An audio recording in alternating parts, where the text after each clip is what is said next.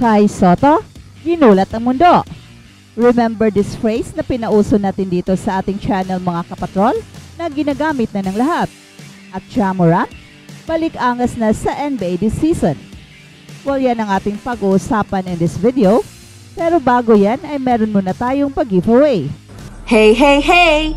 Attention mga kapatrol! Get ready for an epic giveaway!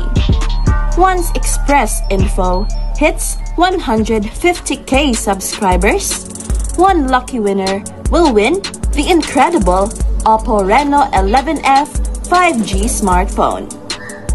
Here's how to join. Step 1. Subscribe to Express Info right now. Step 2. Like this video. Then step 3. Comment anything good and positive about our idol Kai Sotto. Super easy.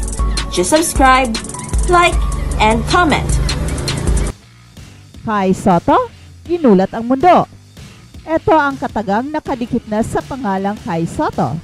Well, totoo naman talagang ginulat ni Kai Sotto ang buong mundo nung naglaro pa siya sa The Skills Factory at nakitaan ng NBA ng malaking potential.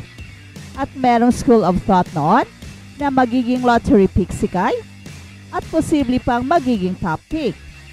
In fact, isa si Kai sa mga pioneer players ng NBA G League Team Ignite, isang elite team of NBA prospects, pero nung akala nating ito na ang katuparan ng kanyang NBA dream as a basketball nation, ay naging dagok pa ang kanyang paglaro sa Team Ignite.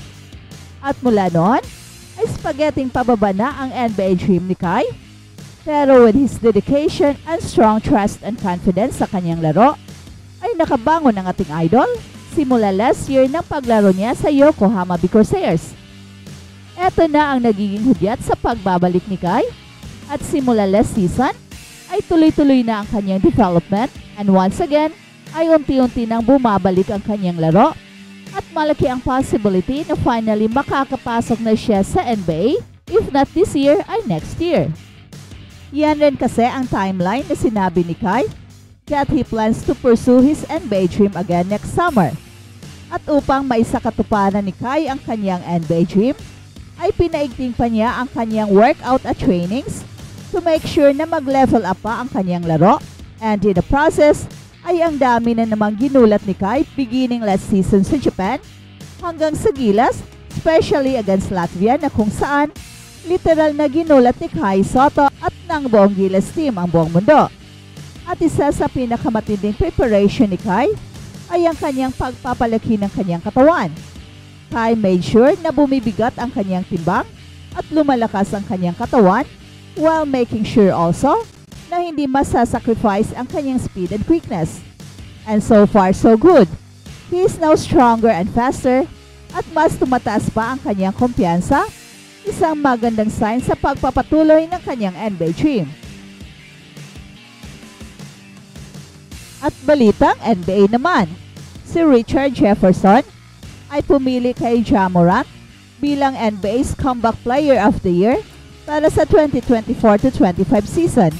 Optimistic ang mga ESPN analyst tungkol sa kung paano ang magiging takbo ng 2024-25 season para sa bituin ng Memphis Grizzlies.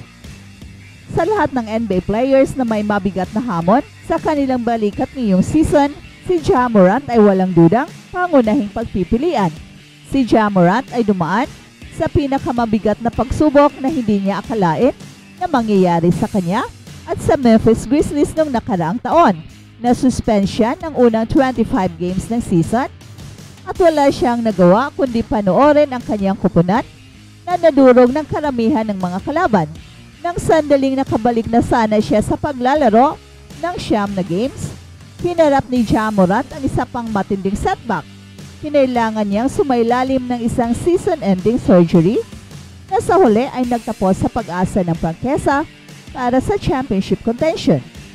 Dahil sa pagtatapos sa ilalim ng standings ng kanyang kupunan na may mababang 27-55 record, ang 2023-24 season ay naging isang hindi makakalimutang taon para kay Ja Morant na malayo sa tagumpay ng kanyang tinamasa kasama ang Memphis Grizzlies noong nakaraang taon. At dahil dito, mas determinado siyang makabalik ng mas malakas and redeem his case bilang isa sa mga pinakamahusay na manlalaro sa liga. Si RJ ay pumili kay Ja Morant bilang Comeback Player of the Year para sa 2024-25 season. Sa isang kamakailang segment ng NBA Today, pinag-usapan ng mga panelists ng ESPN kung sino ang kanilang napipiling Comeback Player of the Year para sa darating na season. At si Richard Jefferson ay tumatayak kay Ja Morant na magpapakitang gilas ito ngayong taon kasama ang kanyang Grizzlies squad. I'm gonna say Ja Morant, sabi ni Jefferson. At dagdag pa ni RJ, ito ay isang kupunan na patuloy na umangat. 2 season na ang nakalipas, sila ang parang Oklahoma City Thunder. Well, meron ng mga injuries at maraming bagay na ang nangyari sa loob ng organisasyon. Pero tandaan natin kung sino si Ja Morant, tandaan sina Desmond Bane, Jaren Jackson Jr., dating Defensive Player of the Year, at Marcus Smart, isa ring dating Defensive Player of the Year. Kailangan lamang ng ganitong talentadong roster na maging malusog at tiyakin ang kanilang internal na grupo ay nakafocus and pushing to the right direction. At muling dadalhin ni Ja Morant ang Memphis Grizzlies sa tuktok. Isang malaking pagkilala mula sa dating veterano ng liga na si Richard Jefferson. Dapat tandaan na si Ja Morant at ang Memphis Grizzlies ay nananatili pa rin isa sa mga pinakakagalang-galang na kupunan pagdating sa kanilang core ng mga manlalaro, pedigree at kanilang kompetitibong posisyon sa NBA. Sa kabila ng mga pagsubok noong nakaraang season, hindi may kakaila ang talento at potensyal ng kupunang ito.